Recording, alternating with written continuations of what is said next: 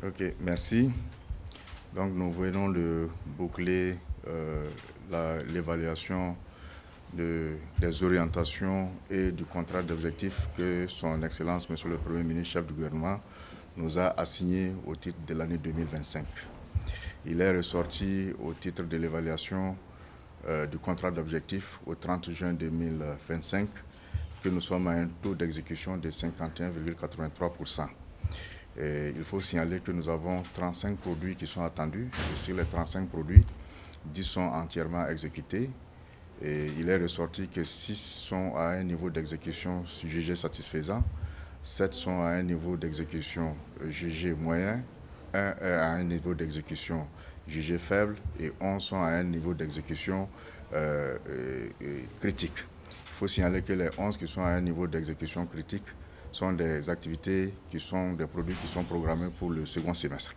Donc majoritairement, il faut signaler que les gros projets qui ont été réalisés, c'est l'exécution entière de l'ensemble des concours professionnels, 170 concours professionnels qui ont été déroulés, et tous les résultats sont proclamés. Et parmi ces concours, au moins la moitié a été déroulée par une procédure en ligne. Alors, il faut signaler aussi qu'il était prévu la déconcentration de la Caisse autonome de retraite des fonctionnaires Carrefour sur 4 régions. Et à ce jour, nous avons pu déconcentrer la Caisse autonome de retraite des fonctionnaires à Banfora, à Kaya, à Zignaré et à Manga. Il faut aussi signaler que nous avons un objectif portant sur la relecture du RIM. C'est le répertoire interministériel des métiers de l'État. Et à ce titre, le répertoire a été relu pour permettre de prendre en compte l'ensemble des politiques publiques qui sont en cours et majoritairement relatives donc, à la réforme pour ce qui concerne la formation professionnelle et la prise en charge psychologique des victimes de l'insécurité.